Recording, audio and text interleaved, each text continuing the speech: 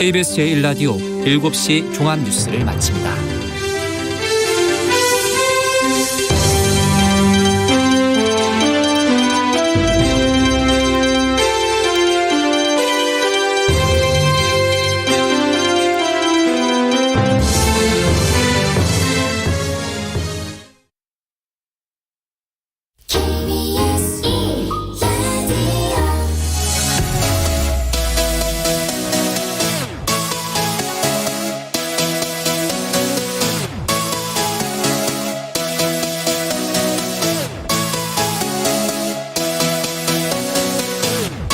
KBS 열린 토론.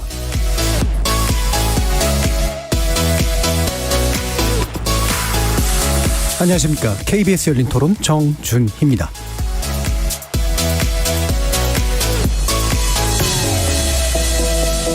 KBS 열린 토론, 오늘은 정체 재구성으로 여러분을 만납니다. 국가 애도 기간이 지난 5일로 종료된 이후 정치권에서는 본격적인 책임 논의가 시작됐습니다. 오늘 국회 행안위에서는 이상민 장관을 비롯해 오세훈 서울시장, 박희영 용산구청장 등 이번 참사에 직간접 책임이 있는 관계자들이 대거 출석했죠. 국회의원들의 거센 질타와 추궁이 이어지고 있는 지금, 책임자들에 대한 후속 조치가 어떻게 이루어질지 전망해 보겠습니다. 또 오늘 오전 윤석열 대통령이 공식회의 자리에서 이번 참사와 관련해 사과의 뜻을 전했는데요. 야당에서는 충분치 않다는 반응입니다.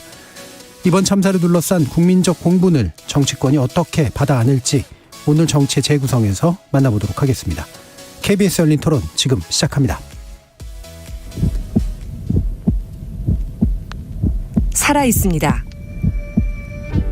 토론이 살아있습니다. 살아있는 토론, KBS 열린 토론. 토론은 라디오가 진짜입니다. 진짜 토론. KBS 열린 토론.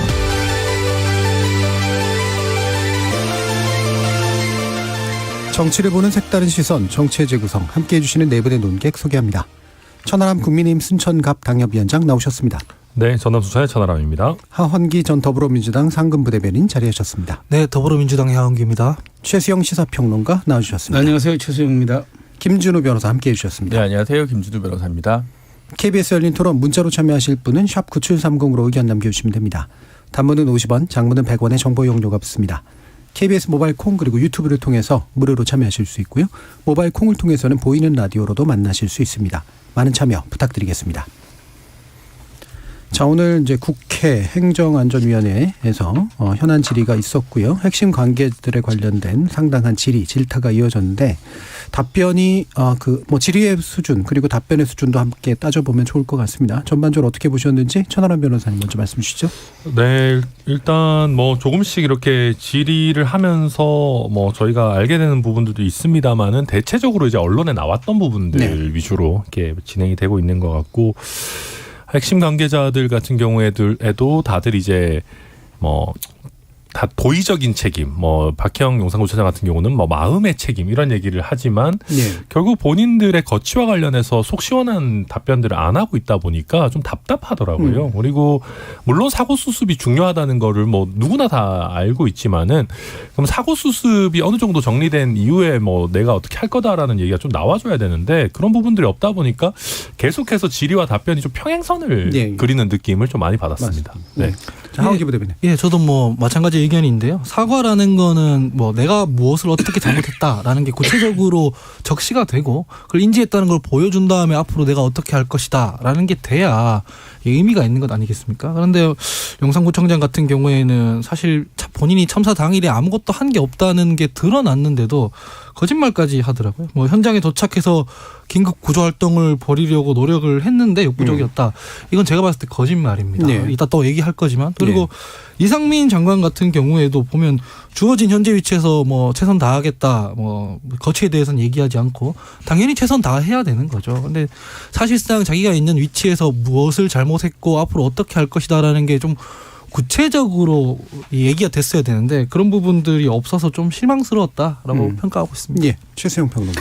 네, 저도 이렇게 보면서 오늘 우리가 다 예견됐던 이야기 저는 이제 국민의힘 장제원 의원의 조금 질의가 눈에 띄었는데 이제 말하자면은 세월호 때를 소환하면서 이거는 네. 선장보다도 더한 무책임한 행위다. 그리고 어슬렁거리고 그 긴박한 시기 그리고 이태원 파출소 옥상에서 마치 강 건너 불교한 듯 그렇게 했다는 뭐 그런 질타들.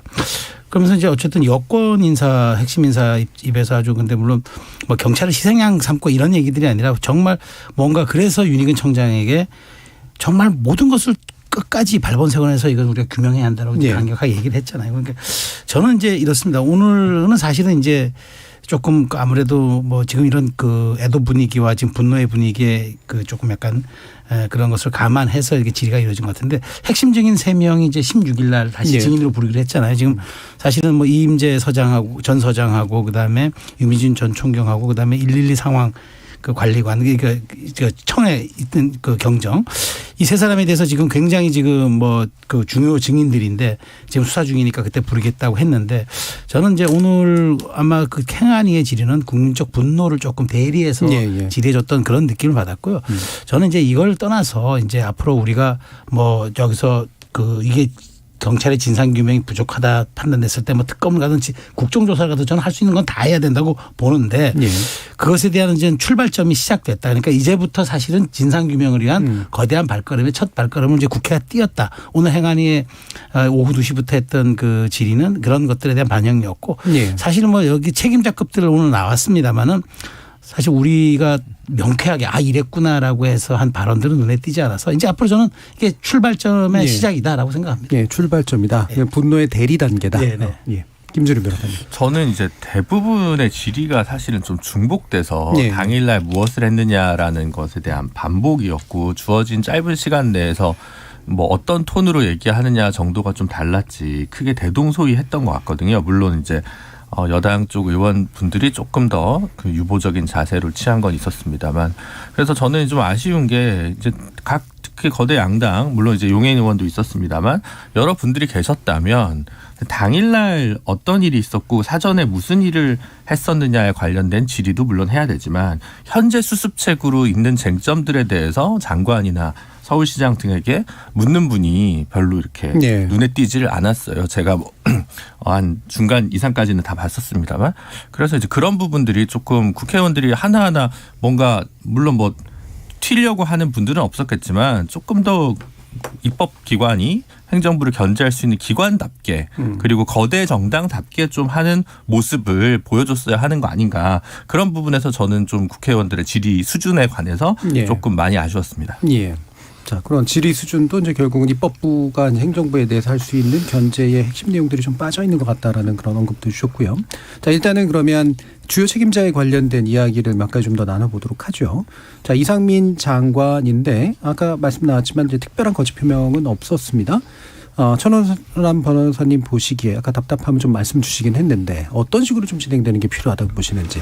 그러니까 지금 좀 뭐랄까요, 약간 알 수 없는 분위기인 것 같아요. 그러니까 지금 저희 당에서는 제가 접근해서 뭐 물어보는 분들 분위기는 거의 100이면 100 이상민 장관은 책임져야 되지 않겠나라는 네, 분위기입니다. 네. 제가 뭐 사석에서 물어본 분들 중에 다른 얘기를 하는 분은 저는 못 봤어요. 그러니까 다 시기의 문제지 네. 책임져야 된다라는 거고 그때 대통령과 이틀 연속으로 함께 조문을 해서 뭐 힘을 실어준 거 아니냐라는 얘기가 나왔을 때도 암만 그래도 안전주무부처 장관이 어떻게 버티냐 이건 시간의 문제다라고 봤고 대통령실에서도 지금 이제 약간 익명 내지 관계자 발로 나오는 보도들을 보면은 뭐 거취 뭐 사퇴 뭐 가능하다 이런 식으로 이제 지금 나오고 있는데 정작 이상민 장관 본인은 대통령실과도 상의한 바가 없다 뭐 거취 밝힌 바 없다 지금 이러고 있는 상황이거든요. 그래서 제 생각에는 이거 시간 끌어봐야 별 수 없습니다.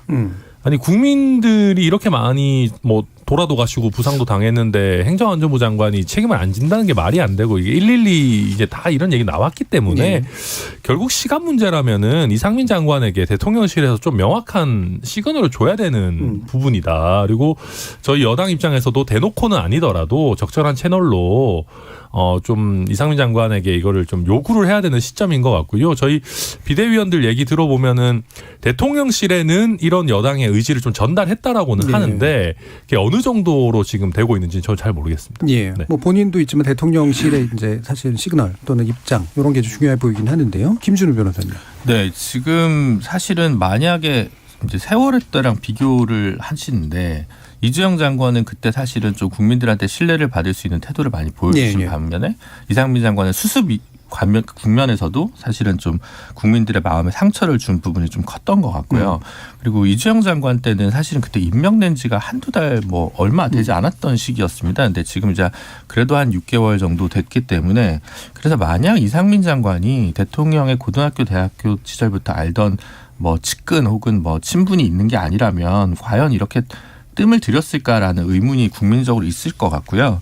지금 쿠키뉴스 의뢰로 한길리서치가 조사를 지난 5일부터 6일간 18세 이상 성인 1000명 대상으로 한 거 보면 사퇴 찬성률이 50%라는 거거든요. 중앙선거 여론조사 심의위원회에서 확인하실 수 있는데 그래서 이런 국민적 여론을 봐서도 사고가 났기 때문만은 아니지만 사고가 난 이후의 여러 정황들을 봤을 때 지금 상황에서 조금 일정한 시점 이후에 사퇴를 하고 그때까지는 진상규명을 위해서 그리고 수습책 마련을 위해서 최선을 다하겠다 정도의 메시지가 이상민 장관한테 나와야 되는 게 마땅한 타이밍이 아닌가 싶습니다. 예. 정부부처 장관으로서의 문제도 있었지만 또 초기 발언에서 나섰던 문제들도 있어서. 예. 근데 저는 조금 이제 결을 달리하는데 저는 내부적으로 어느 정도 좀 정리가 됐을 거라고 봐요. 예. 근데 다만 이제 뭐가 있냐면 지금 그 가장 중요한 좀 사법적인 절차 빼놓고도 서울청장이라든가 진짜 일정의 지휘라인에 있는 윤희근 청장도 아직 있잖아요. 그런데 오늘 홍준표 시장은 법적 책임과 정치적 책임은 별개라고 얘기했는데 대통령님의 워딩을 자세히 좀 우리가 좀 들여다보면은 분명히 진상규명하고 책임 묻겠다는 거예요. 그런데 이거를 지금 당장 하겠다는 게 아니라 정확하게 어느 정도 윤곽이 잡혔고 최소한의 어느 정도의 수사의 결과가 가닥을 잡았을 때 그때 하겠다는 타이밍을 보는 것 같아요. 그러니까 저는 그거죠. 바로 경질하듯이 해버리고 하면 저는 사실 사람 이렇게 경질하고 하는 건 쉬울 것 같아요. 뭐 그런 쉬운데 중요한 건 그러면 이제 후속 인사도 해야 되는데 그럼 차관이 이걸 뭐 그립을 잡고 갈 겁니까? 저는 어쨌든 결자 해지하는 심정으로 처리해라. 처리한 다음에 명쾌하게 책임을 묻고 그다음에 경질이든 뭐든 내가 처리하겠다. 그렇기 때문에 지금 야당에서 바로 자르지 않는 게 이건 책임에 부과하지 않는다라고 하는 건 조금 전 제가 보기에 그거는 정치적인 레토릭이고 중요한 거는 어느 정도 지금 사실 6명이 핵심 관계자만 기소가 되었을 뿐이지 그러니까 그 입건이 되었을 뿐이지 아무것도 지금 정리된 건 없거든요. 사법적 책임은. 그런데 이제 여기에 대해 결정적인 저는 이제 그 대통령의 마지막 저는 지금 사과가 전 한 번쯤 더 있을 거라고 봐요. 그렇기 때문에 그거와 인사가 연동되어야지 이걸 별개로 조금 진행하면은 이것에 대해서 어떤 뭐랄까 전국을 수습하고 흐름을 좀 바꿔내고 이런 것들에 대해서는 조금 저는 여기에 인사가 결합돼서 가는 게 맞지 이걸 따로 띄어서 가는 거는 조금 정무적으로는 아마 대통령실에서 그런 부분도 포함해서 판단할 거라고 생각합니다. 네, 일종의 정치적 패키지가 한꺼번에 좀 나와야 된다라고 보시는 것 같은데요. 뭐 저는 지난주에도 그 자리에 있으면 안 되지만 뭐 경질을 시급하게 하는 것이 주된 논점이 돼서는 안 된다라고 말씀을 드렸습니다. 그런데 수습 후라고 하지만 제가 봤을 때 이상민 장관이 지금 수습할 역량이 있어 보이지는 않습니다. 오히려 더 상황을 꼬이게 만들고 있는 상황이라서요. 오늘 이를테면 행안위 질의를 할 때 답변할 때 책임을 지겠다 수습하고라고 뭐 얘기를 했으면 조금 상황이 나아졌을 것 같은데 그냥 원론적인 얘기만 하고 뭐 거치에 대한 아예 언급도 없었고 뭐 대통령실이랑도 얘기를 안 했고 뭐 이러니까 이게 어떻게 돼가는지 모르겠다는 생각을 사람들이 다 할 수밖에 없지 않겠습니까? 사실은 이 참사의 책임은 특히 정치적 책임은 사실 대통령에게도 있는 거거든요. 근데 대통령이 우리가 지금 민주사회에서는 국민과 생명의 안전을 지키는데 대통령이 책임을 다하라고 선출하는 거지 않겠습니까? 근데 대통령이 그걸 다 할 수 없으니까 강요들을 임명하는 거고 그 강요의 업무 실패는 결국 대통령한테도 부담이 되는 겁니다. 근데 대통령한테 책임을 묻는 방식이 뭐냐면은 임명 잘못했기 때문에 여기에 대해서 인책 경질을 하라라고 하는 거거든요. 근데 여기에 대해서 너무 두루뭉술하기 때문에 사람들이 지금 문제 제기를 하는 것이고 국정조사도 해보자고 하는 것입니다. 실제로 당일에 있었던 일들을 보면 참사가 발생했을 때 시스템이 제대로 작동하지 않았다는 정황들이 너무 많이 드러나요. 이를테면 처음에 신고가 있고 나서 가장 먼저 뭐 인지했던 게 대통령실이고 그다음에 대통령이고 그다음이 뭐 행정안전부 장관이고 일선에서 지휘해야 되는 경찰들은 더 늦게 알고 이게 총체적으로 엉망이지 않겠습니까?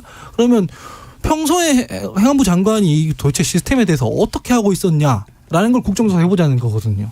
여기에 대해서는 이게 책임 있게 우리가 진상조사를 임하겠다라고 하려면 수습 후에 이런 얘기를 할 게 아니라 수습은 뭐 문제제기 받는 거에서 정부 입장에서 최대한 도와드리고 이후에라도 인책경질을 하겠다 혹은 책임을 묻겠다라고 명확하게 메시지를 내는 게 좋아 보인다라고 말씀드리고 싶습니다. 예. 저는 그러니까 지난주에도 이런 톤이었는데 사실 이제 무조건 경질론이 아니라 사건가 났다고 해서 그리고 이제 여러 가지 패키지라고 얘기하는 최소영 평론가님 말에 저는 뭐 충분히 동의하고 그렇게 생각했는데 저는 그게 어제나 오늘쯤 나올 거라고 생각했습니다. 예. 적어도 대통령께서 직접 브리핑룸에 나오셔서 이제 과연 이제 이후에 종합적으로 대책을 이렇게 마련했고 이렇게 추진할 것이다. 그리고 인사와 관련된 책임은 이렇게 질 것이다라는 이야기들을 하기를 바랬고 그게 마땅하다고 생각했는데 여전히 뭔가 교통 정리가 안 되는 부분이 되게 유감스러운 거고요.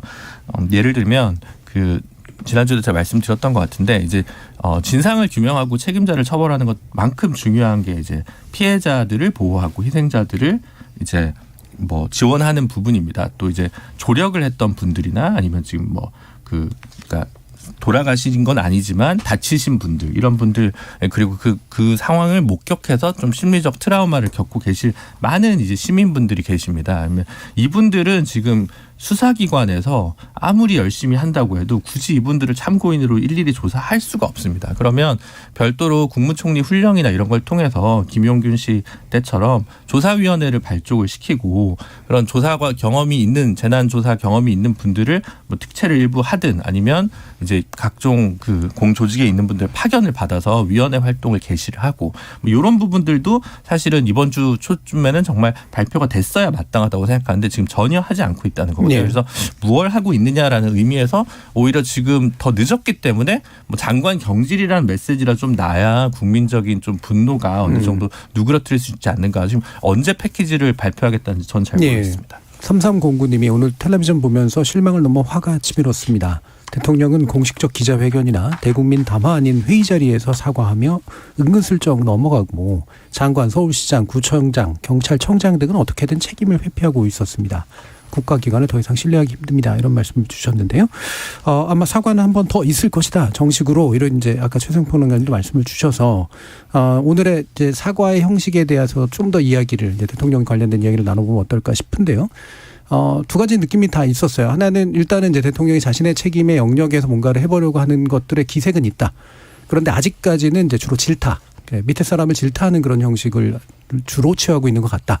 어떻게 보시는지 먼저 천원 변호사님 말씀 주시죠. 네, 우선 아마 이제 지난주 후반부터 그 여러 종교계 행사에서 네. 이제 그 추모 내지 사과의 뜻을 대통령이 꾸준히 밝혀왔고 이번에 이제 공식 회의석상에서 또 대통령께서 사과의 뜻을 밝혔습니다. 물론 이제 그 이후에 그 어떤 경찰의 대처와 관련해서 대통령의 여러 질타가 있었기 때문에 그 부분이 좀 더 많이 스포트라이트도 받고 했습니다만은 우리가 과거에도 보면 뭐 대통령의 그 공식 회의석상에서 공개되는 모두 발언은 사실상 공식 발언입니다. 그러니까 이게 뭐 예를 들면 기자회견이나 뭐 담화의 형식을 따로 취하지 않더라도 뭐 대통령이 뭐 수보회의가 됐든 뭐 관계장관 회의가 됐든 이래서 나오는 발언은 공식 석상의 회의이기 때문에 그 무게감에 뭐 그렇게 큰 차이를 둘 것은 아닌 것 같고요. 다만 말씀하신 것처럼 상황이 조금 더 뭐랄까요 이제 정리가 되고 뭐 내용 이제 어떤 문제점이라든지 해결 방안이라든지 이런 게 좀 더 정리가 되면 단순히 사과를 넘어가지고 앞으로 어떻게 개선을 할 거다라고 하는 대통령의 뭐 아까 표현하셨는데 패키지 어떤 연설 같은 거는 당연히 필요하다라고 보는데 저는 이 정도 공식 석상에서 뭐 사과의 뜻을 또 종교계 행사에서 거듭 이렇게 밝히고 있는 것 자체는 뭐 나름대로 평가할 만하다. 뭐 꼭 나쁘다고 생각하지는 않습니다. 네, 최승필 의원. 저는 이제 그렇게 생각합니다. 오늘 그러니까 여러 가지 많은 분들이 이제 오늘 대통령의 국민 안전 시스템의 그 회의 모두 발언에 대해서 이게 사과냐라고 하는데 저는 이게 사과의 종결점이 아니라고 생각합니다. 사과의 진행형의 과정이라고 좀 보는 거거든요. 왜냐하면 지난번 불교, 개신교, 천주교 모든 카톨릭 그러니까 모든 종교의 어떤 추모 집회, 추모 기도 그러니까 그 집회 그 행사에 다니면서 그 추모 메시지를 각자의 그 종교의 색깔에 맞는 걸 냈어요. 그런데 오늘 이제 냈고 저는 이제 이렇게 생각합니다. 그러니까 저는 대통령의 그 담화 이전에 저는 총리의 국민 보고가 있어야 된다고 생각을 해요. 그러니까 이것으로 인해서 우리 정부가 어떻게 대처했고 그러니까 그 사후에 어떻게 지금 진행되고 있고 이렇습니다라고 그래서 정부는 뭐 대통령의 뜻을 받아서 우리는 이렇게 하겠습니다라고 총리가 어떤 행정에 대한 전반적인 진행 상황 보고를 한 다음에 대통령께서 저는 마지막으로 최종적이면서 좀 말하자면 종합적인 그런 이제 사과. 그러니까 저는 사과 이런 겁니다. 대국민 담화 형식이든 뭐든 저는 정확한 형식이 좀 퍼포먼스가 돼야 된다는 말씀 먼저 드리고요. 이런 거잖아요. 대통령의 사과 내가 책임지겠습니다. 이런 레토릭이 아니라 그로 인해서 우리가 여러 가지 국민적 갈등, 분노, 허탈감 이런 거를 해소하고 이른바 화해의 공동체로 나가는 시발점이 되는 연설이거나 사과이거나 그런 행위여야지 이게 단순히 내가 책임지겠습니다. 여러분 잘못했습니다. 다시 이런 나라 만들지 않겠습니다. 이것도 중요하겠지만 대통령이라는 분은 국민 어떤 그 화합 어쨌든 국가 발전의 중심에 있는 분이기 때문에 그런 것들 화해의 공동체로 가는 발걸음을 띄는 사과가 돼야지 단순히 뭐 저 책임질 테니까 국민 여러분 믿어주시고 한 번만 기회 주십시오. 이런 건 아니라고 보기 때문에 저는 좀 순차적으로 좀 갔으면 좋겠다. 그리고 이 일이 진상규명하고 다시 뭐 이런 것들이 정쟁으로 될 문제는 아니잖아요. 그래서 저는 대통령의 사과가 그런 와중에서 진행되고 또 어느 정도 시기가 무르익었을 때 진솔하게 하는 그런 화해 출발점. 그다음에 잘못을 총체적으로 다 인정하지만 여기에 대해서는 인사까지 포함해서 어떻게 하겠습니다라고 말씀드리는 이런 것들이 저는 다 함께 이루어져야 된다고 보기 때문에 오늘 모두 발언을 가지고 너무 이게 뭐 사과냐 이게 사과의 종결점 같아 하는 식의 해석은 조금 섣부리지 않나 싶습니다. 김재룡. 네, 뭐 그렇게 해석할 수도 있을 텐데 이제 결국은 이제 사과의 태도, 그다음 사과의 내용 뭐 이게 두 개 다 중요합니다만 시점이라는 게 늘 중요한 것 같습니다. 그래서 국무총리 보고 얘기 주셨는데 지난주에 외신 앞에서는 한덕수 총리께서 2시간 넘게 소상하게 어쨌든 다른 본인은 정성을 다해서 커뮤니케이션 소통을 노력했는데 국내 언론과 그런 시간을 충분히 할애하고 있는가 이런 면에서 봤을 때 시점이나 내용 태도 여러 가지 면에서 봤을 때 뭐 그날 내용 태도 관련해서도 한덕수 총리 비판 많이 받았습니다만 그러면 지금 적어도 국무총리가 그런 정도의 보고를 외신 앞에는 하면서 왜 국내 언론과 국민들에게 안 하느냐라는 점 때문에 지금 현재의 수습 상황에서의 대국민 메시지는 윤석열 정부는 분명한 낙제점이다라고 평가할 수밖에 없는 거죠. 예. 저도 뭐 최소영 평론가님 말씀이 합리적이라고 저는 생각을 하는데요. 이게 이 오늘 했던 사과가 종결점이 아니길 바라고요. 제가 개인적으로 느끼기에는 그런 생각이 들었어요. 이분이 사과를 정말 잘 못하시는 분이다. 라는 게 사과와 관련해서 굉장히 구설수가 많았던 지도자입니다. 후보 때도 보면은 뭐 어디 한 60분 지각해가지고 사과도 안 하고 그냥 앉았는데 옆에 있던 참모가 일어나서 사과하십시오 하니까 그제서야 했던 그런 사과. 그런 거는 인간적으로 그냥 그런 자리에서는 늦어서 죄송합니다 할 수 있는 것도 그냥 넘어갔거든요. 그리고 개사과 이런 논란도 있었고요. 예.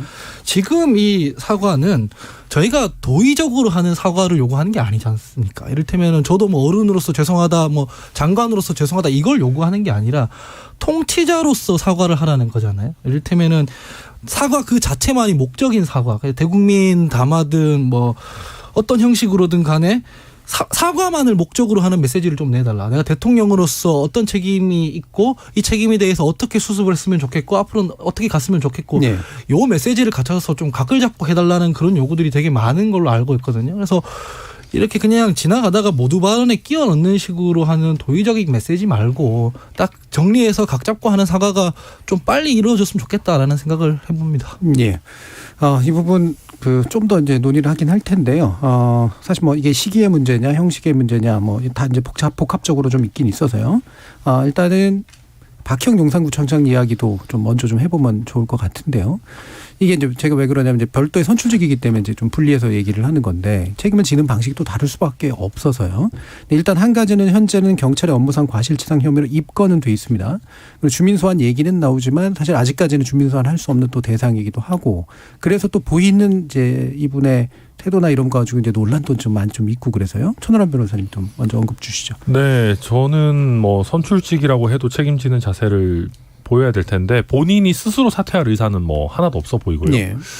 근데 뭐 저는 그래서 뭐 차라리 저는 민주당에서 뭐 모르겠습니다. 저희 당 선출직에 대해서 제가 할 말인지 모르겠지만은 뭐 주민 소환 이런 것도 아마 분명히 검토하고 계시리라고 생각을 하고 있습니다. 말씀하신 것처럼 취임 후 1년이 안 돼서 이제 내년 6월 이후에만 가능을 한 거니까 6월도 아니죠. 7월 이후에 가능한 거니까 뭐 조금 어떨지 모르겠습니다만은 분명히 이거는 경고의 메시지가 있어야 된다고 생각하고요. 그리고 사실 저희가 할 수 있는 게 별로 없습니다. 선출직이라서.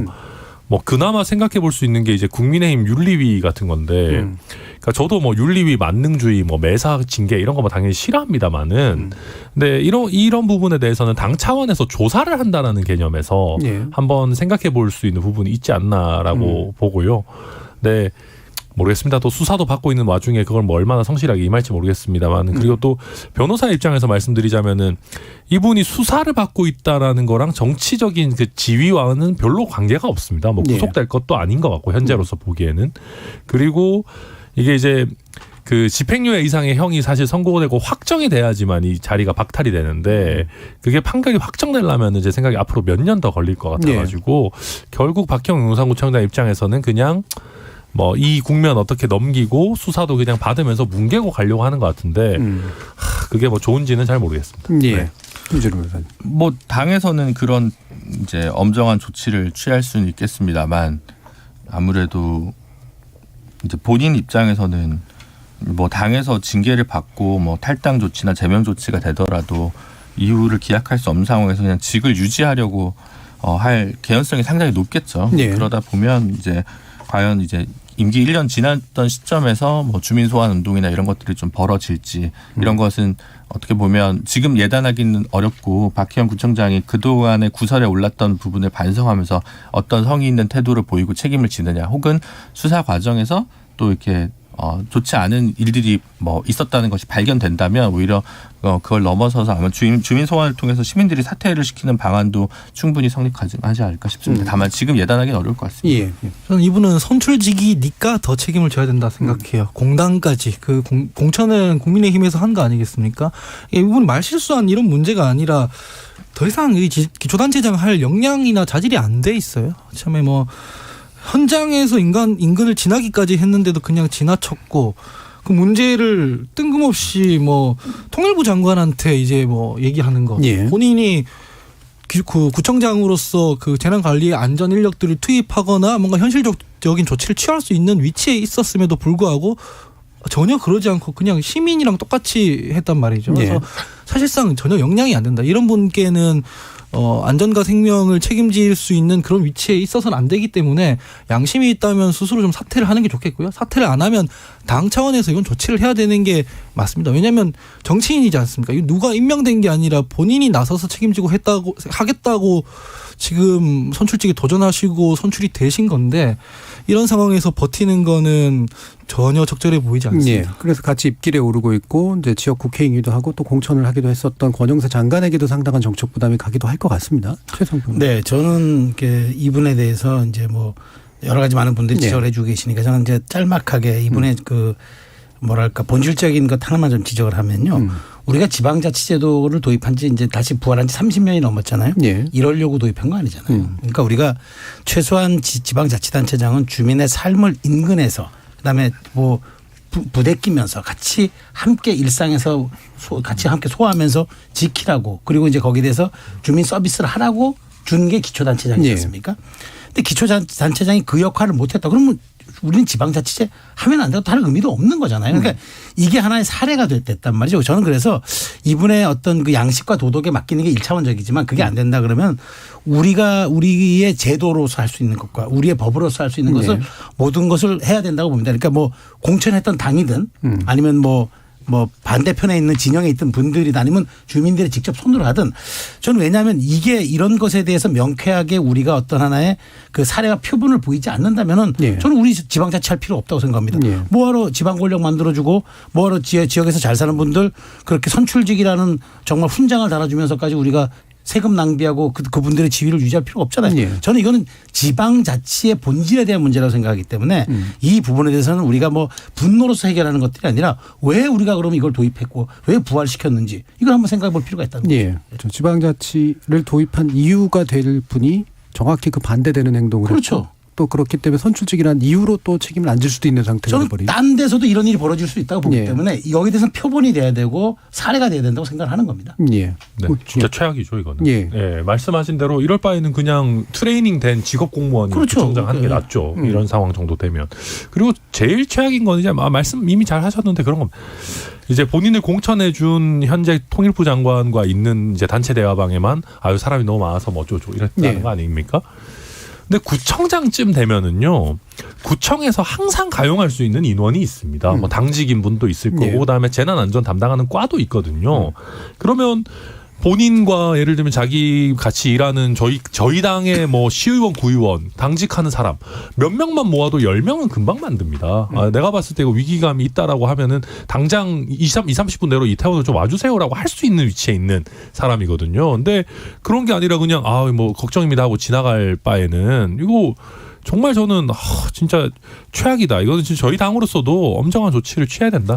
그러니까 상황을 인지했는데도 거기에 대해서 무슨 조치를 해야 되는지 몰랐다는 거거든요. 네. 방금 천하람 변호사 말씀해 주신 것도 있지만은 용산구청 관제센터에도 CCTV가 다 있어요. 그리고 그 CCTV를 통해 확인을 하고도 주무부처인 행안부에 보고가 안 됐다는 거거든요. 이거는 사실 규정 위반이기도 합니다.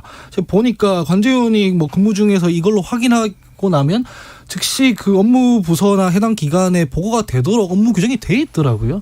이런 부분까지 위반한 거거든요.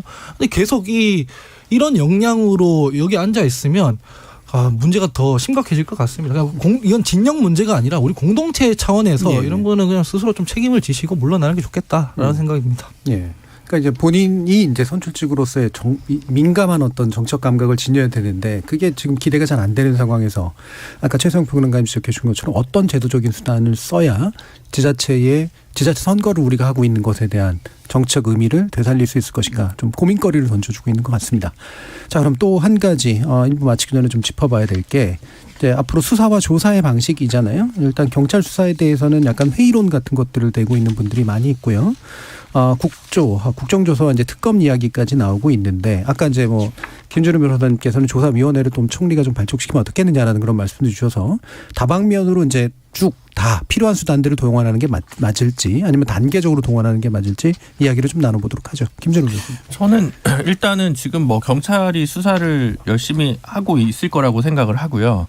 다만 이제 초기에 나왔던 게 압수수색 영장에서 청장실이 빠졌다 뭐 이런 이제 보도를 본 것 같아요. 네.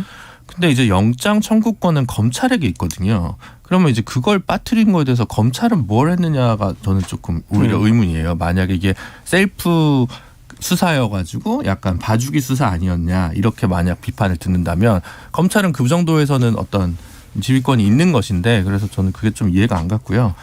일단은 지금 가장 많은 인원을 동원할 수 있고 하기 때문에 경찰이 일단은 지금 뭐 크게 성역 없이 하고 있는 것 같습니다. 그래서 뭐 크게 제가 뭐 왜냐하면 이게 굉장히 어려운 형태의 수사라고 보기는 좀 어려워서 그리고 경찰 내부의 어떤 뭐 통신망이나 보고망은 경찰 스스로가 오히려 제일 잘 알고 있기 때문에 그래서 각각의 그 수사 담당자들도 나름 직을 걸고 있어서 지금 뭐 반드시 검찰이 투입돼야 된다 뭐 이런 정도의 수준인 것 같지는 않습니다. 그리고 이제 이게 사실관계는 명확하고 이걸 법리적으로 직무유기죄나 업무상 과실치사상죄를 적용할 수 있느냐 없느냐 이건 사실은 조금 뭐 마지막에 기소 단계에서는 검찰에서 공소장을 좀 정리해서 쓰면 될 문제라고 좀 생각을 하거든요. 그래서 저는 이제 그런 수사보다는 그리고 이제 개인화된 문제 말고 이제 약간 피해자 보호를 위한 조치들 이런 것들에 좀 더 관심을 그러니까 오늘 대통령께서 그 회의에서 또 얘기하셨던 것도 어떻게 이런 일이 일어나냐 그리고 시스템을 구축하자 이 얘기만 하고 계시지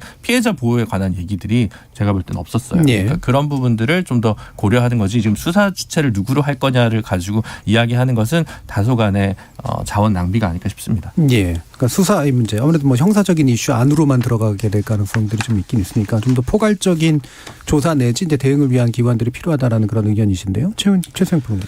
저는 좀 단계적으로 했으면 좋겠어요. 일단 지금 경찰이 하고 있잖아요. 이제 하고 있는데 지금은 사실 본격적 수사가 된 건 이제 닷새밖에 안 됐습니다. 그래서 저는 경찰에 사실 저는 민주당의 그 요구에는 사실 좀 동의하기는 어려운 게 있어요. 뭐냐면 경찰 수사 이렇게 못 믿으면서 왜 경찰 수사권 독립을 왜 해주자고 했나요? 그러니까 전 민주당도 동의하지는 않지만 어쨌든 경찰이 수사를 시작했으니 저는 한번 지켜볼 필요가 있다. 경찰의 자정 능력도 한번 볼 필요도 있고 저는 그다음에 안 되면은 저는 법무부 장관이 할 수 있는 상설 특검도 전 방법이 있다고 봐요. 그러니까 네. 결국 이런 일 때문에 정쟁의 소지가 되지 않도록 여야 합의로 자 그럼 법무부 장관이 사안에 따라서 자기 장관 권한으로 바로 특검 상설 특검을 여야 다 합의했으니까 그냥 하도록 하자.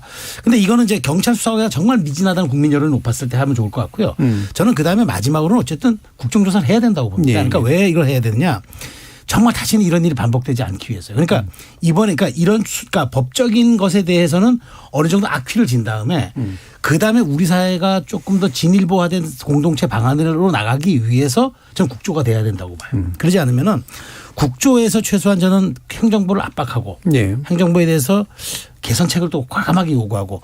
근데 이게 저는 재난의 정쟁화로 흐르면 안 되고 사실 우리가 그렇게 흘러버리면은 진실 규명은 더 찾기 어렵고 더 모호해지거든요. 그런 점에서 조금 저는 단계별에서 했으면 좋겠다. 일단 경찰 수사를 지켜보고 미진하다고 했을 때 저는 법무부 장관의 특검을 발동하고 지금 민주당에서 약간 이런 건 하는 것 같아요. 한동훈 특검이면은 이거 뭐 제대로 또 안 하는 거 아니야? 제가 보기에는 정권의 명운을 거는 특검입니다. 이거는. 예. 그렇기 때문에 그렇게 뭐 한동훈 장관이 저는 뭐 이게 뭐 누구한테 편하듯이 할 수는 없으리라고 보고 그다음에 국조가 저는 정치권이 정말 해야 할 마지막 일이라고 생각합니다. 예. 적어도 단계적인 예. 그래서 경찰 그리고 필요하다면 상설 특검 그것과는 별개로 장기적으로 국조. 자, 예, 뭐 지금 경찰 조사 같은 경우에는 어쨌든 형법에 따라서 형사처벌을 목적으로 해서 하는 거지 않겠습니까? 근데 국정조사를 요구하는 것은 이 문제가 지금 시스템이 다 망가져 있다는 게 드러나고 있기 때문에 왜 이렇게 시스템이 망가져 있었냐, 제대로 작동하지 않았느냐를 전반적으로 보자는 거예요. 대통령께서는 시스템을 구축해야 된다라고 하지만 제가 봤을 때는 구축되어 있는 시스템이 있는데도 불구하고 작동하지 않은 부분이 있거든요. 여기에 대해서 국정조사를 하자고 하는데 여당이 지금 뭐 참사의 정쟁화 이런 표현을 쓰면서 거부하고 있는 상황이잖아요. 근데 제가 좀 어처구니가 없는 부분이 국정조사는 강제 수사권이 없기 때문에 오히려 뭐 정쟁만 야기한다라고 하는데 실제로 지금 정쟁을 야기하는 게 누구냐면 정진석 비대위원장입니다. 지금 국민의힘 그러니까 여당의 대표격 되는 사람이 정진석 비대위원장인데 오늘 했던 얘기들 들어보니까 뭐 정권 퇴진 집회 탓에 경찰력이 그쪽에 쏠려서 이태원 참사가 뭐 벌어졌다. 그러니까 민주당이 사과하라. 이거는 사실관계에도 안 맞는 얘기지 않습니까? 다 드러나기로는 일단 뭐 집회는 진보 보수 막론하고 다 펼쳐져 있었고 당일 집회는 이미 8시 10분에 끝났는데 최종 신고를 6시 34분에 했음에도 불구하고 집회 끝난 이후에도 기동대가 뭐 이동하거나 하는 그런 정황 없이 그냥 바로 해산해 버렸다거나 이런 말도 안 되는 얘기를 하면서 지금 정쟁을 유발하고 있는 거거든요. 그래서 이 국정조사가 불필요하다는 얘기를 하려면 논리와 근거를 갖춰서 해야지 지금 본인들이 정쟁을 야기하고 있으면서 뭐 경찰조사 기다려보자. 그리고 이렇게 하는 거는 제가 봤을 때 별로 국민적인 설득력을 못 얻을 것 같습니다. 국조의 병행 쪽에 좀 더 가까우신 건가요? 왜냐하면 국정조사하면은 경찰수사 방해해야 된다고 하는데 그렇지 않습니다. 이때까지 참사들이 발생했을 때 그 병행한 사례 얼마든지 있고요. 국회에서 할 수 있는 행정부 전체 시스템에 대한 조사와 경찰이 할 수 있는 건 또 별도의 문제인 것이고 목적도 다릅니다. 그래서 저는 이거는 별도로 진행하는 게 맞다라고 생각하고 지금 거부하고 있지만 이거 불가피한 일이기 때문에 하루라도 빨리 그냥 협조를 해서 진행을 하는 게 좋겠다는 생각입니다. 네, 천원 변호사님. 네, 저는 국회가 국정조사 권한을 적극적으로 행사하는 것을 늘 좋아하는 편입니다. 예. 원론적으로는 그게 맞다고 보고요. 뭐 모든 걸 다 수사기관에 떠넘기는 것보다는. 근데 해봤자 좀 별로일 것 같습니다. 오늘 그냥 행안위 회의 또 하는 거 보는 수준일 것 같아요. 그러니까 왜냐하면은 아까 김준호 변호사님 잘 지적해 주셨지만 국회라고 하면은 제도적인 부분, 수사에서 놓치고 있는 부분 이런 부분들을 짚어줘야 되는데 또 그냥 뭐 그날 어쨌느니 뭐 이렇게 해가지고 수사기관이 할 법한 질문들을 세트로 나열하고 거기 나오는 국정조사에 나오는 뭐 참고인, 증인 이런 사람들은 다 수사 중이라서 얘기 못합니다 하고 그냥 계속 그렇게 그냥 막 서로 아무것도 얻어내지 못하면서 할 게 제가 눈에 그려져요. 물론 제가 우리 국회에 대해서 더 믿음을 가져야 되겠지만 제가 예. 믿음이 부족해서 그런지는 모르겠습니다만은 그래서 국정조사가 지금 상황에서 특히 이게 이제 책임자 문책이라는 거, 진상규명이라는 거에 방점이 찍혀 있는 초기 단계에 얼마나 잘 작동을 할까? 저는 솔직히 의문입니다만은 반대로 정무적으로 저희 당 입장에서 이걸 왜 굳이 안 받는지도 잘 모르겠습니다. 네. 저는 그냥 받아도 상관없다고 생각합니다. 솔직히 말해서. 병행해도 뭐 큰 문제가 있겠나 싶은 생각도 들고요. 그다음에 이제 정진석 위원장 얘기는 이게 뭐 저는 그 보면서 약간 거울 치료 같은 건가 이런 생각했어요. 예, 저는 정진석 위원장 얘기도 합리적이지 않고 마찬가지로 무슨 용산 이전 때문에 이 참사가 발생했다라고 하는 것도 마찬가지로 저는 합리적이지 않다고 보거든요. 양쪽 다 약간 너무 멀리 나간, 그러니까 인과관계를 따져보면 아주 희미한 선이 있을지 없을지는 모르겠습니다만은 직접적인 원인이 아닌 걸 가지고 지금 논쟁을 오히려 벌리고 있는 면이 있다고 봐서 직접적인 원인은 사실은 112 신고센터에서 있는 기동대를 보내기만 했었어도 사실 되는 거였는데 이런 부분들을 놓치고 너 때문이다, 우리 때문이다, 너 때문에 뭐 병력에 뭐 빈틈이 생겼고 이런 얘기 하기 시작하면은요, 저는 국민들이 더 화가 나실 것 같아서 아무튼 서로 막 이렇게 좀 책임 돌리는 거 저는 좀 그만했으면 좋겠고 어쨌거나 국조는 저는 개인적으로는 뭐 병행해도 큰 상관은 없지 않나 생각합니다. 방금 그 얘기를 하셔서 이게 2부의 또 중요한 또 이슈이기도 해서요. 정쟁이 아닌 올바른 정치적 수용은 무엇인가, 이 부분을 이어진 2부에서 좀 논의해 보도록 하고요. 지금 뭐 해외 경우에 보면 의회가 직접 조사를 하거나 의회가 발족시킨 이제 독립적 위원회가 조사했을 경우가 가장 바람직한 결과들이 많이 나오는데 우리 국회가 이제 어떤 역량을 가지고 있는가에 대해서도 또 이따 좀 한번 논의해 보도록 하죠. 여러분은 KBS 열린 토론과 함께하고 계십니다. 토론이 세상을 바꿀 수는 없습니다. 하지만 토론 없이 바꿀 수 있는 세상은 어디에도 없습니다.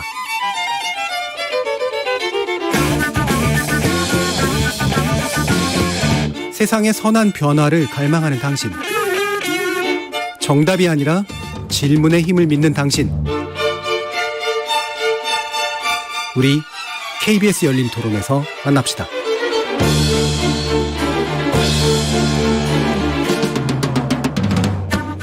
KBS 열린 토론 월요일 코너 정치의 재구성, 최수영 시사평론가, 김준우 변호사, 천하람 국민의힘 전남 순천갑 당협위원장, 하헌기 더불어민주당 전 상근부대변인, 이렇게 네 분과 함께하고 있습니다.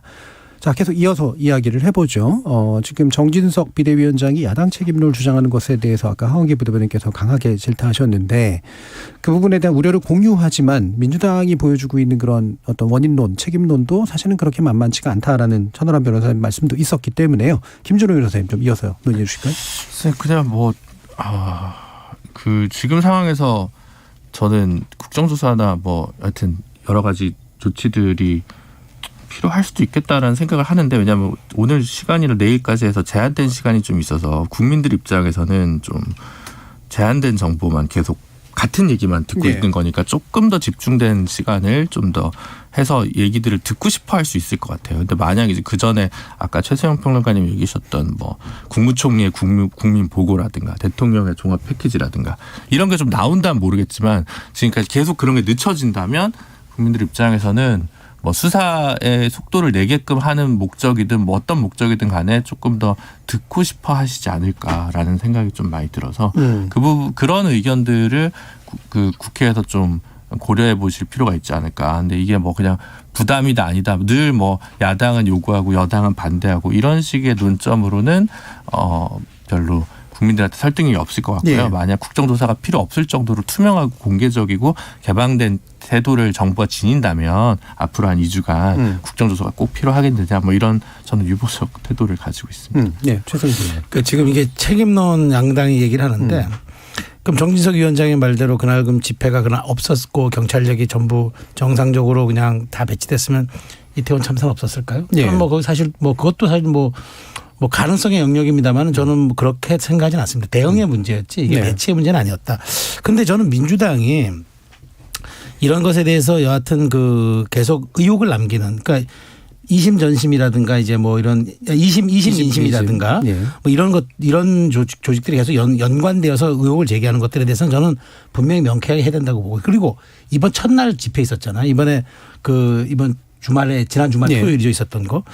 추모 집회가 정권 퇴진 집회가 됐어요. 자, 이렇게 되면은 추모 집회와 진상규명이라고 한다 그러면 전 별 문제가 없는데 정권 퇴진이면은 국민의힘이 이렇게 반응을 하는 거예요. 그러니까 그렇게 지난 주말에 추모 집회 하겠다고 해놓고 정권 퇴진하고 윤석열 정부가 물러나는 게 그게 평화라고 얘기를 하는 순간 국민의힘이 어떻게 반응을 안 합니까? 여당이. 그러니까 저는 이런 식으로 가면은 정말 저는 진상규명, 진실규명 혹은 책임자 처벌 뭐 이런 사후 어떤 이런 유사 사태 방지 이러한 정말 우리가 생각했던 것들은 다 사라지고 결국 양당 간에 그냥 난타전만 남는 거죠. 그러니까 저는 하지 말아야 될 것들은 선을 넘어서는 안 된다고 봐요. 그러니까 저는 이제 누가 책임이 먼저냐고 따지고 싶진 않아요. 어쨌든 정권 퇴진이라는 정치적 구호가 추모 집회에서 나오는 순간 여당은 당신들은 책임이 없냐고 반응할 수밖에 없잖아요. 저도 하나 들어가 본다면 어쨌든 안전 시스템은 지난 5년간 문재인 정부 때 구축이 된 거잖아요. 운용을 당장 이 정부가 3월부터 한 거지. 그러면 이것을 설계한 사람의 책임은 없느냐 혹은 이렇게 시스템을 구축한 사람의 책임이 없느냐 이렇게 따지고 들자면 한이 없으니까 오케이 우리가 이만큼 쌓아왔고 우리가 이만큼 준비했던 게 혹은 정권 이양에서 넘어갔던 것들이 뭐가 문제였나. 실제 1억 5천만 원 1조 5천억을 들인 그 재난통합 그 무선통신 시스템이 전부 먹통이었던 거 아닙니까? 훈련이 안 돼가지고. 그럼 이거 누구 책임입니까? 그러니까 저는 이런 것들에 대해서 조금 책임감 있는 얘기들 해줘야지 추모 집회 공간을 자꾸 정치적인 것으로 변질시키면 저는 국민의힘도 어쩔 수 없이 저는 반응할 수밖에 없다고 봐요. 그러니까 저는 최소한 책임 있는 여당과 제1당 그렇다면 이 대목에서부터 저는 대하는 것들이 지금 추모의 시간이 지나서 진실규명의 시간이 왔다 그러면은 보다 좀 본질적이고 태도가 좀 명쾌하고 그다음에 책임감 넘치는 그런 자세로 접근해야지 이런 식으로 간다면 쳇바퀴 도는 것밖에 안 될 거라고 봐요. 예, 하원기 부대님. 저도 뭐 정제된 의견으로 문제 제기를 하는 게 좋다고는 생각을 하는데요. 그 외 참사의 예방과 대처 그리고 후속 조치까지 국민들 누구나 보기에 최선을 다했다라고 한다면 국정조사를 요구하는 게 아마 힘을 못 얻을 거예요. 근데 그렇지 않다는 게 누구나 공감대가 있으니까 국정조사 하자는 얘기들이 계속 더 힘을 받는 거거든요. 정권 퇴진 운동 저한테 얘기를 만약에 묻는다면 지금 이걸로 정권 퇴진이랑 연결시키는 게 맞느냐 한다면 부적절하다고 생각하지만 여당 입장에서 지금 시선이 어디로 가 있느냐를 보여주는 조용한 지표일 수 있는 것 같아요. 예. 그 왜 우리가 사고 터지자마자 그 다음 날 31일에 경찰 정보과에서 한 그 정보보고 문건이 뭐였냐면은 이 참사에 대한 정보들이 아니라 좌파 단체들이 어떻게 시위하고 어떻게 반응하고 이런 것들을 만들어서 올렸다는 얘기죠. 그게 추정컨대 평소에 그런 정보를 보고받는 사람들이 뭘 좋아하는지 아니까 관료들은 그런 걸 쓰는 거예요. 저도 실무자를 해봤지만 그렇게 오해받기 딱 좋지 않습니까? 그래서 실제로 정제되지 않은 의견들이 그게 정권 퇴진 포함해서 시위가 있다 하더라도 여당이 거기에 말려들면 안 되고 그냥 제가 봤을 때는 좀 책임 있는 자세로 저런 얘기를 하더라도 이 참사에 대한 원인 규명을 하는데 맞춰서 해야지 여기를 또 정쟁에 휘말려들고 더 큰 기름을 끼얹고 이렇게 하는 게 별로 적절해 보이진 않는다고 생각을 하고요. 그다음에 지금 우리 사회에서 제일 많이 나오는 단어가 책임이란 단어 아니겠습니까? 예. 국회에도 책임이 있어요. 뭐냐면은 우리 정치가 아까 천하람 변호사님 말씀해 주신 대로 참 못났지만 그래서 별로 기능을 못할 것 같지만 그래도 해야 할 일은 해야 되는 겁니다. 그 국정조사 통해서 행정부를 충분히 견제하는 일을 해야 하는 거고 그걸 못하면은 또 거기에 대한 책임을 져야 한다고 생각해요. 예전에 왜 50 청문회 같은 거 보면은 수사기관들보다 국회에서 영향을 발휘해서 훨씬 더 잘한 부분이 있었지 않겠습니까? 그래서 국회가 해야 할 일은 하고 거기에 대한 평가와 책임을 또 별도로 받아야 된다 그렇게 봅니다. 예, 그러니까 지금 이 문제가 이렇게 사실 약간 복잡하게 꼬여 있는 것처럼 보이는 게. 책임의 크기라고 하는 게 있잖아요. 책임의 크기가 조금씩은 나눠져야 되기도 하지만 엄청나게 큰 크기가 있는 쪽이 있고 굳이 이 원인을 따지자면 이제 나눠져야 되는 쪽도 있고 그런데 이거를 되게 흐리는 논법들이 너무 많다는 게 전 문제인 것 같거든요. 정치적으로 문제 제기를 할 때도 어느 정도의 책임을 누구에게 물을 것인가라는 문제가 좀 명확해야 되는데 이제 여야의 정쟁 이렇게 돼버리니까 결국은 그게 사라져 버린다는 생각이 들어서 천하람 변호사님 말씀. 네, 저희가 갑자기 로스쿨 로 온 것 같은 얘기지만은 저희가 법학을 배울 때 형법에서 가장 중요하게 배우는 것 중에 하나가 인과관계의 고리를 어디서 끊을까라는 예. 것이거든요. 예를 들어 어떤 어떤 이벤트나 범죄가 일어났을 때 인과관계의 고리를 한도 끝도 없이 연장하기 시작하면은 살인자를 낳은 어머니도 그러면 책임이 있는 거냐까지 갑니다. 살인자를 잘 양육하지 않은 부모부터 시작해가지고. 근데 최송 평론가님 잘 말씀해 주셨듯이 우리는 실질적 민주화를 이룬 나라입니다. 그러니까 정권이 교체가 되는 나라죠. 그러면 당연히 이 시스템이라든지 늘공 조직은 여야가 좀 표현이 그렇습니다만 공유하는 겁니다. 그러니까 당연히 여야 모두가 책임을 뭐 완전히 네 책임이다 내 책임이다라고 할 수 없는 구조죠. 이번 사태에서 가장 책임 있다고 하는 사람들 물론 아주 높은 뭐 이상민 장관이나 뭐 그 선출직인 박희영 그 뭐 구청장 있지만은 대부분 경찰 조직은 사실은 뭐 늘공 조직인 겁니다. 그래서 이걸 가지고 저희가 너무 이 문제를 확장해가지고 여야가 정쟁하는 것 저도 타당하지 않다라고 보고요. 그럼에도 불구하고 저는 여당 정치인의 입에서 이게 문재인 정부 책임이다라고 나오는 것 역시도 좋지 않다고 봅니다. 네. 이게 여당 정치인들이 저는 가끔 그런 느낌을 받거든요. 우리가 말 안 하면은 국민들은 모르실 거야라고 착각하고 계시는데 국민들은 지금 제가 말씀드린 걸 다 알고 있습니다. 이게 6개월 만에 윤석열 정부가 들어와서 나라가 처음부터 그게 다 바뀌지 않았다는 것도 알고 그렇다고 해서 지금 일어난 일에 대해서 문재인 정부한테 전적으로 책임을 물을 수 없다는 거 다 알고 계십니다. 근데 이거에 대해서 이제 여당에 있는 사람이 나와가지고 문재인 정부가 5년간 뭐 했습니까? 세월호 때 그렇게 뭐 해놓고 막 이러기 시작하는 순간 이제 제가 유권자면은 그럴 거면 정부 왜 받았냐라는 얘기가 절로 나오거든요. 그래서 좀 정무적인 감각을 좀 가지고 얘기를 해주셨으면 좋겠다. 아니, 저도 마음속으로는 문재인 정부 책임이 어느 정도 있겠다고 생각은 할 수 있죠. 뭐 하루아침에 정부가 하늘에서 뚝 떨어진 게 아니니까. 근데 그런 얘기를 왜 해요? 지금 가뜩이나 저희 정부의 전체적인 지금 대응하는 태도가 자꾸 책임을 면하려고 하는 거 아니냐, 뭐 이렇게 해봤자 소용없었던 거 아니냐, 이런 얘기 나오는 마당인데, 그래서 보고 있으면 사실 좀 여당의 구성원이기 이전에 국민으로서 우리 정치인들이 너무 국민들의 수준을 낮게 평가하는 거 아닌가? 그래서 좀 짜증이 날 때가 있습니다. 네, 김준호 변호사님. 김영삼 대통령이 성수대교 사고 났을 때 그러면 그전 정부 책임이라고 물론 비슷한 얘기를 어디선가 외신인가 어디서 얘기를 해서 뭐 사과한 적이 있었습니다. 어쨌든 국민들 앞에 나와서 3일 만에 아마 그 카메라 앞에 나와서 브리핑을 해서 사과를 했을 겁니다. 그러니까 책임은 뭐 인과관계를 다 따지면 뭐 우리 뭐 관료 시스템 뭐 현재 뭐 자본주의 시스템에 여러 가지 결함들이 복합적으로 나타나는 경우들도 있죠. 근데 그런 경우는 대표적으로 세월호나 성수대교나 뭐 삼풍백화점 같은 경우였고, 이번 경우는 사실 그런 거라고 얘기하기가 좀 어려운 것 같거든요. 그러니까 기존에 쌓여 있던 시스템적인 문제일까? 관료 문화의 문제일 수 전 충분히 있다고 생각합니다. 관료 문제. 그러니까 설마 무슨 일이 있겠어 아니하거나 아니면 열심히 여기서 더 나서서 사전적으로 적극적으로 예방하다 보면 다른 동료들한테 괜히 군소리만 듣고, 그리고 이제 본인은 이걸 해도 태가 나지 않고 승진이나 실적에 도움이 되지 않고, 그래서 그냥 적당히 안이하게 이 일을 대처하고, 이런 부분들은 뭐 정권과 막론하게 조금 갈수록 이제 다시 공직사회 일부에 좀 퍼져 있는 기운이라고 할 수는 있겠습니다만, 나머지는 사실 뭐 112가 있고 뭐 119가 있고 조사를 해가지고 이게 지금 제대로 적시에 투입이 안 된 것인데 그걸 뭐 이전 정부의 책임이라고 얘기할 수 있는 그런 문제일까라는 생각이 좀 들어서 야당에 대한 뭐 야당이 지금 야당 혹은 야당과 가까운 일부 단체들이 뭐 지금 퇴진 구호를 외치는 부분은 저도 뭐 그렇게 정무적으로 그렇게 아주 위력적이거라고 생각하진 않습니다. 그래서 그런 부분은 아닌데, 지금 어느 쪽에서 어떻게 나오든 간에 정부와 여당에서는 조금 더 낮은 자세로 임하는 것이 적절한 태도가 아니겠나 싶습니다. 저희가 방송 들어오기 전에 이제 대기실에서 뭐 다른 주제를 가지고 우리 정치는 도대체 역사에서 뭘 배우느냐 가지고 저희가 잠깐 얘기를 했는데, 저도 뼈 아프게 자성을 한번 하면, 저도 2014년 세월호 사건 났을 때 제가 청와대에 근무하고 있었고 제가 대변인실에서 국장으로 근무하고 있어서 이제 그때 대통령 기자회견을 준비했던 기억이 납니다. 그때 저희가 그랬어요. 이건 켜켜이 싸워온 적폐의 문제라 해경을 해체하겠다. 그래서 어떻게 됐습니까? 해경 다시 부활했잖아요. 적폐의 문제가 아니었었잖아요. 적폐가 일부 있었죠.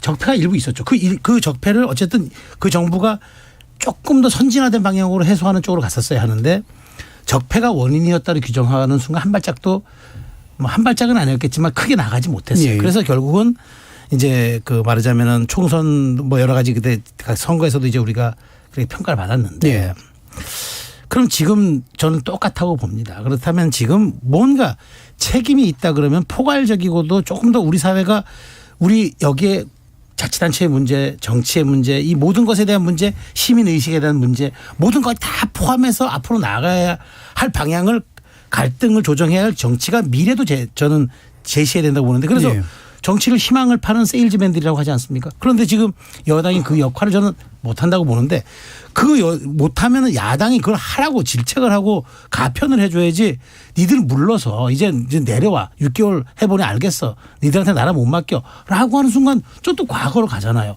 왜 정치가 저는 왜 저희가 말한 것처럼 왜 단 10년 전에 이래서도 이렇게 여야가 배우는 게 없습니까? 그래서 저는 이게 너무 안타까운 거예요, 사실. 예. 그 얘기를 해주셔서 제가 약간 더 그냥 일부러 좀 명확하게 만들기 위해서요. 그러니까 그럴 것 같거든요. 예를 들면은 선출된 정부가 6개월 정도뿐이 안 되는데 만약에 퇴진을 요구한다 그러면 정책으로 굉장히 다른 문제잖아요. 근데 또 한편 야당이 공식적으로 퇴진을 요구하고 있는 상태인가에 대해서도 좀 궁금함도 좀 있고 그래서 이게 어느 정도까지 야당의 모습이 여당에 자극하는 요소일까 그런 궁금증도 좀 있습니다. 저는 뭐 일각에서 나오는 내각 총사퇴 여기에도 사실 동의를 안 합니다. 예. 거기까지 갈 문제도 아니라고 생각을 하고요. 방금 최수영 평론가님께서 말씀해 주신 역사에서 대체 뭘 배우냐 이 표현이 전 되게 좋은데요. 그러니까 이게 정부의 문제를 떠나서 한번 사회의 문제로 따져보면 좋을 것 같은데 지난 정부에서 왜 포항 지진이나 고성 산불이나 뭐 부다페스트 유람선 참사 뭐 코로나19 이거 대응을 잘했다는 평가를 받았습니다. 근데 이게 지난 정부의 역량이 좋아서 이기만 한 게 아니라 그 전 정부에서 실수한 것들을 거기서 교훈을 수용하면서 얻은 걸로 한 거거든요. 메르스 사태에서 예. 그 이후에 외양간을 잘 고쳤기 때문에 뭐 코로나19를 대응을 잘했다든가 이런 식으로 정권이 어떤 정권이냐에 무관하게 사회는 진전해 나가야 되는 거잖아요. 예. 그러면은 이 참사는 어땠는지를 한번 따져보자는 거예요. 실제로 문재인 정부에서 열심히 했지만 여기까지는 대비가 안 될 수도 있는 것이고 아니면은 사회가 이만큼 진전했는데 그럼에도 불구하고 시스템이 다시 망가져서 후퇴했을 수도 있고 예. 그런 거지 않습니까? 지금 보도에 따르면은 뭐 2017년부터 2020년까지는 뭐 이태원 일대 다중 인파 운집에 따른 안전사고 발생 우려를 담은 뭐 보고서들이 그 전에는 있었다는 거잖아요. 문건이나 대책회의. 예, 예. 그러면 이번에는 왜 그런 것들이 작동을 안 했는가, 언제부터 그렇게 됐는가 이런 것들을 좀 따져보려면 니네 정부에서 하면 안 된다, 뭐 니네 정권 책임이다 이렇게 가서는 안 되고 우리가 사회적인 의미에서 우리 사회가 지금 진전하고 있는가 후퇴하고 있는가에 대한 걸 좀 따져봐야 한다고 생각을 해요. 근데 뭐 어느 집회에서는 이게 뭐 보수당이 정권 잡으면 이런 일이 발생한다. 이것도 별로 부적절하고 그렇다고 보수 정권에서는 벌써부터 그런 얘기부터 하냐 여기에서 집중하는 것도 별로 바람직한 여당의 태도는 아니죠. 그러니까 사회 차원에서 한번 좀 조망을 하고 불필요한 것들을 걷어내는 시도가 필요해 보인다라고 생각합니다. 예. 그러니까 저희는 좀 민감하죠. 아무래도 트라우마가 있고 예, 진영은 그러니까 이제 어떤 의미에서는 저도 그 경찰 정보국에서 작성한 문건 나왔을 때 굉장히 강도 높게 비판했었는데 제가 강도 높게 비판하고 어떤 분은 결국 경찰에서 말한 대로 되고 있는 거 아니냐라고 하는 분도 계십니다. 결국 정권 퇴진 집회 막 이렇게 되고 막 그런 식으로 가는 거 아니야? 뭐 결국 걔네가 예측한 게 맞았잖아라고 하는 분도 계시는데 근데 모르겠습니다. 이게 뭐 지금 뭐 일부 보도에 의하면은 뭐 송영길 전 대표와 뭐 어쩌고저쩌고 민주당이 꽤 유력한 분들도 뭐 단체 대화방에 들어가 있고 뭐 이렇게 얘기하지만 일단 이게 지금 민주당의 공식 입장 같은 건 아닌 거잖아요. 네. 뭐 대통령 퇴진 운동 이런 것들이. 그래서 뭐 저희도 약간 좀 뭐랄까요. 조금 더 냉정할 필요는 있다고 봅니다. 저희도 그렇고 특히 이제 저희 지지층과 관련해가지고도 지금 저희가 지지율이라고 하는 게 이제 여유가 별로 없는 상황이 되면은 예. 결국 우리도 지지층을 결집시켜야 된다라는 그 함정에 빠질 수가 있고 지지층 결집시키는데 이제 가장 편한 방법이 이제 상대방을 악마화 만드는 거거든요. 예. 뭐 저희 진영이든 뭐 상대 진영이든 간에. 그래서 그런 쪽으로 가게 되지 않을까 좀 걱정이고 결국은 이렇게 되면은 이제 당내에서 어찌 보면 좀 이렇게 중도적인 성향에 있는 사람들이 점점 말을 못 해요. 그러니까 뭐 민주당은 우리 대통령 쫓아내려고 지금 달려들고 있는데 너는 뭔 한가한 소리냐 이렇게 되니까 더더욱 이게 앞으로 한 몇 달 동안도 굉장히 정치 국면이 좀 경색될 것 같다. 그래서 저희 지금 당 지도부에서 아까 우리 2부 초창기에 말했지만은 이게 이제 그 퇴진 집회 때문이다라는 얘기 나오는 것도 사실 그 비슷한 메커니즘이거든요. 이게 화살을 저쪽 지지층한테 돌려가지고 우리 지지층 결집시키자 이런 식의 이제 얘기들인데 한동안은 이런 국면이 좀 이어질 것 같아서 걱정이 됩니다. 근데 저는 천하람 변호사님께서 이렇게 뭐 우리 신영의 트라우마 이렇게 얘기하는 건 별로 좀 적절하지 않은 표현인 것 같습니다. 그건 오히려 세월호를 뭐 정쟁화시키는 문제라고 생각합니다. 세월호의 문제가 아니라 이제 뭐랄까요, 저희가 대통령 탄핵당한 그걸 말씀드립니다. 네. 근데 뭐 그것도 이제 트라우마가 있는 보수가 있고 트라우마가 없는 탄핵에 찬성한 보수가 있는데 뭐 제가 알기로는 뭐 탄핵에 찬성하신 보수로 천 변호사님을 알고 있어서 뭐 그런 의미라기보다는 그래서 어쨌든 전체적으로 그러니까 무슨 얘기냐면 사실은 이게 정쟁화가 된다는 것이 적절성 뭐이냐 아니냐 이런 윤리적인 얘기를 하는 게 아니라 엄밀히 따져 보면 2014년 당시에 지방선거에서는 박근혜 정부가 승리했습니다. 네, 세월호가 있었음에도 불구하고 그러니까 오히려 그런 참사를 과도하게 정쟁화를 시킬 경우에 그게 가질 수 있는 역풍이 있다는 걸 민주당도 잘 알 겁니다. 그런 면에서 봤을 때는 양쪽 다 이 문제에 대해서 그렇게 쉽게 얘기할 문제가 아니고 이제 세월호가 그 이후에 뭐 탄핵 국면에서 다시 이제 돌아도 나왔을 때 이제 여러 가지로 뭐 거미 부메랑에 대해서 돌아온 측면이 있었습니다만 그 당시에 그래도 비교적 그날 당일날 4월 16일 17일의 대응은 박근혜 정부가 무능했지만 그 뒤에 있어서의 한동안은 좀 성실한 자세를 임하려고 했던 것 같습니다. 나중에 이제 이 문제가 유가족들의 의견을 좀 듣지 않고 뭐 아니면 이제 충분히 수렴하지 못하고 이러면서 다시 사태가 꼬였던 거죠. 그러니까 그게 저는 몇 기로 좀 나눌 수가 있다고 네. 보는 거거든요. 계속 그런 국면은 아니었다. 네, 그렇기 때문에 지금 문제도 뭐 이번에 뭐 재발 방지책을 발표하고 정부의 뭐 강요를 몇 명 교체하고 뭐 조사위원회를 만들고 요런 걸로 끝나지 않을 수도 있습니다. 이게 사실 얼마만큼 우리 사회가 이 문제를 들여다보고 에너지를 써야 될지는 아직은 좀 가늠하기는 어렵다고 생각하고요. 그만큼 정무적으로도 각 정당에서 이 문제를 가지고 과도하게 역편향이나 반편향이나 이런 것들을 보여주는 것을 대단히 조심스러워해야 한다고 생각합니다. 예. 우리가 지금 정파에 국한해서 얘기를 하고 있는데요. 사실 보면은 이 문제는 지난번과도 다른 게 지금 한국의 위상이 많이 높아졌고 두 번째는 한국을 겪어본 외신 기자들은 이태원이라는 장소가 너무 익숙해요. 한번쯤 자기들도 한번 거닐었던 적이 있는 그 기억들이 있기 때문에 감정이입을 하는 강도가 좀 다르다고 하더라고요. 예. 그래서 외신에서도 지금 비판이 굉장히 강도 높게 이루어지고 있는 것 아니겠습니까? 예.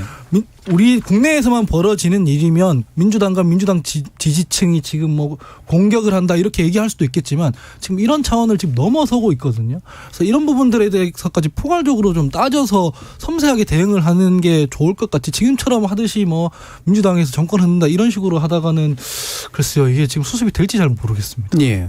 뭐 시간이 많이 남지는 않아서요. 이게 불안한 어떤 기색이 이제 재현될 가능성이 사실 좀 높은데 우리나라 국회가 지금까지 굴러온 방식들을 보면 이게 이제 정부 입장에서도 그렇고 사실은 각 정파의 입장에서도 이 문제를 잘 수습하고 해결하는 게 결국은 자신의 정치적인 어떤 입지에도 이제 도움이 될 수 있는 면들이 있고 반대로만 얘기하면 잘못하면 굉장히 크게 잃을 수도 있는 이제 그런 상태잖아요. 근데 현재 대통령 지지율 같은 경우는 뭐 이제 이미 많이 떨어져 있는 상태라 그런지 영향은 그렇게까지 많이는 안 받는 상태. 그러다 보니까 또 이제 오판할 수 있는 어떤 요소들도 이제 복합적으로 좀 안고 있는 것 같아서 어떻게 이제 전국을 좀 슬기롭게 각자 입장에서 해나가는 게 옳다고 보시는지 한번 말씀을 나눠보죠. 최상욱 평론가. 네, 그 지금 사실 뭐 그 말씀하신 것처럼 뭐 갤럽 조사가 29%죠. 근데 뭐 이게 지금 크게 떨어지지 않고 또 올라가지도 않아서 이제 그나마 대처를 잘한 것 아니냐 이렇게 평가가 나올 수도 있습니다. 그런데 저는 딱 한마디로 표현하면 이거 너무 앙상한 지지율입니다. 예, 예. 앙상하다는 표현밖에 안 돼요. 그러니까 뭐 평가는 후할 수 있고 박할 수 있지만 어쨌든 현실은 굉장히 앙상한 지지율에서 지금 윤석열 정부가 결국 지금 그 진행되고 있다라고 본다면은 저는 이거죠. 지금 여기에 대한 대응 저는 뭐 대응을 떠나서 이 지지율이면 사실은 더 내려갈 하방 경직에 저는 와 있다고 봐요. 그렇기 때문에 이제 올라갈 거 고민해야죠. 그러면 방법이 뭐랄까? 그러면 저는 지지율이 좋았던 시절의 기억으로 돌아가면 된다고 생각합니다. 그러니까 정치가 뭐 공학이라고 얘기하지만 실제로 잘 보면은 민심과 융합해가는 과정입니다. 예. 저는 그렇기 때문에 크게 고민하지 말고 그러면 우리가 그래서 늘 초심으로 돌아간다 얘기하는데 저는 그 레토릭이 아닙니다. 정말 우리가 잘 안 풀릴 때 기본으로 돌아갑니다. 야구 선수가 슬럼프에 빠질 때 고등학교 돌아가서 스윙 다시 해보면 다시 그 올라간다 하잖아요. 그러니까 그렇게 놓고 본다면은 지금 이 지지율이 어떻다고 분석하는 건 아무 의미 없습니다. 이 앙상한 지지율을 어떻게 하면 끌어올려서 그러니까 저는 그게 이제 뭐 이 이태원 참사에 대한 대응 이런 게 중요한 게 아니라 윤석열 정부 4년 반 남은 정부입니다. 그러니까 예. 제시할 건 담론도 제시해야 되고 개혁도 제시해야 되고 이러면서 가면서 국민의 마음 사서 저는 30%대를 돌파해서 어떻게 내년 그러면 최소한 우리 설 때는 그러면 40%에 육박할까 이렇게 고민을 역산해서 가야지 지금 다행이네 이렇게 물론 뭐 현실적인 얘기는 할 수 있겠습니다만 그러기에 너무 앙상한 지지율이다. 그렇다면 네. 지금 여기서 우리가 해야 할 일은 윤석열 정부가 왜 출범했는지에 좋았던 시절 40% 후반대를 찍었던 6월 초에 왜 그랬냐. 허니문 효과 없었어요. 그렇다면 어떻게 했길래 그렇게 되느냐. 근데 어디서부터 꼬였는지 이것도 좀 봐줘야 될 것 같고. 그러니까 저는 이제는 살을 붙일 생각을 해야지 예. 이 분석 갖고 저는 하는 건 아무 의미 없다고 생각합니다. 예. 혹시 다른 패널 분들께서 수치 얘기하시는 게 조심스러울까 봐 제가 두 수치를 정리해서 좀 말씀드리면 한국갤럽은 자체 조사고요. 지난 1일에서 3일 사이에 전국 성인 남녀 1,001명을 대상으로 조사한 겁니다. 긍정평가가 29%인데 그게 지난 25일, 27일 조사보다 1%포인트 하락한 거고요. 리얼미터가 미디어 트리뷴 의뢰로 10월 31일에서 11월 4일까지 전국 만 18세 이상 2,521명에게 조사한 게 긍정평가가 지난주 대비 1.5%포인트 내린 34.2%로 이제 나타났죠. 전반적으로 약간의 하락세 정도로 볼 수가 있습니다. 자세한 내용 중앙선거 여론조사심의위원회 참조하시면 되고요. 자, 이런 경향에 대한 이제 오판 가능성 또는 이걸 가지고 뭔가 분석할 이유도 없다라고 이제 보신 최수영 평론가님 말씀이 있어서 더 나눠보도록 하죠. 참사를 잘 수습할 경우에 지지율이 상승할 수도 있죠. 네. 그러니까 뭐 아니면 총기 사고가 났을 때 오바마 대통령은 뭐 어메이징 그레이스라는 노래를 부르면서 또 이렇게 잔잔하게 또 화제가 되기도 했었는데 지금 그런 모습이 없으니까 사실은 뭐 위기가 기회다라는 표현을 여기에 대입하는 것은 다소 부적정할 수 있습니다만 잘 하셨다면 낮은 지지율이 반등할 수도 있었지 않았을까. 그래서 이 성적표도 그대로라는 것은 매섭게 좀 받아들여야 된다는 생각이 들고요.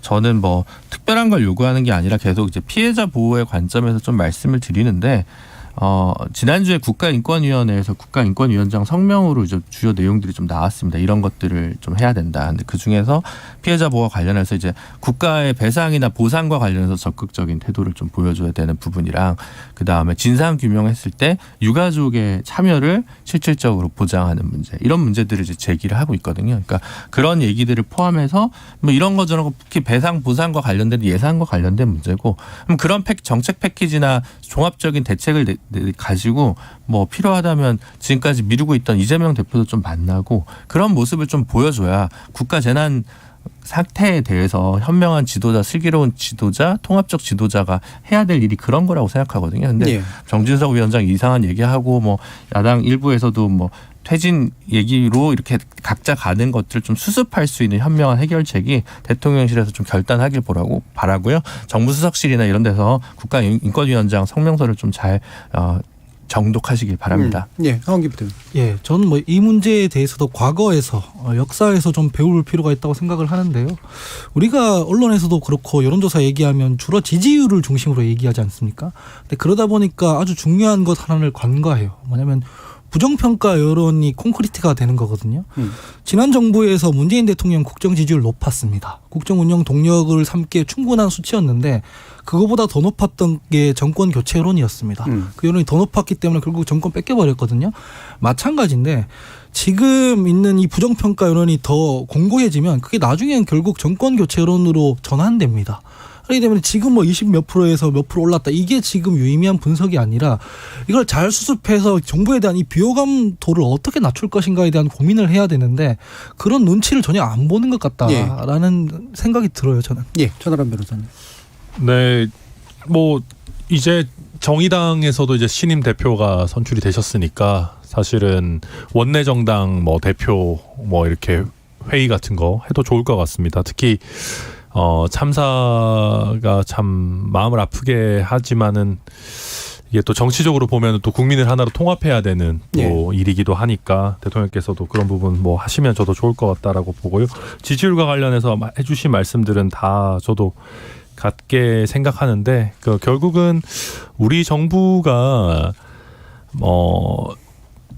뭔가 태도라든지 방향성이 바뀌려면은 결국은 그걸 운영하는 좀 인재풀이라는 게 좀 넓어져야 되는데 그런 방향으로 가고 있는지 저도 잘 모르겠습니다. 그래서 좀 그런 부분에 있어서 우리가 소위 말해서 이제 듣기 싫은 소리 하는 사람들 또 우리 이제 최수영 평론가님 같은 이제 훌륭한 당내 선배 자원들 같은 분들을 좀 더 정부에서 좀 잘 활용했으면 좋겠다 그런 생각입니다.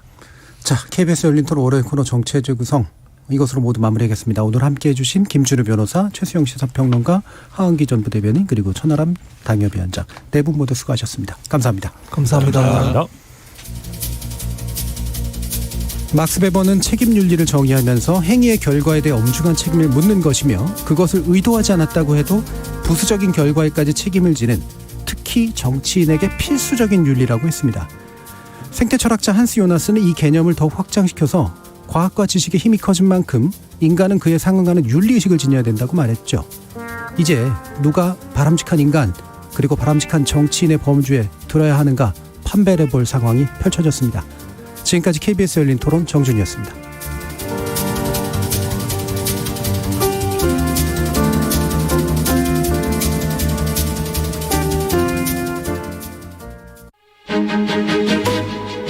그동안 일부 유지되어 오던 실외 마스크 의무 착용이 완전히 해제됐는데요. 이제 실외 경기장과 공연장에서도 마스크를 벗을 수 있습니다.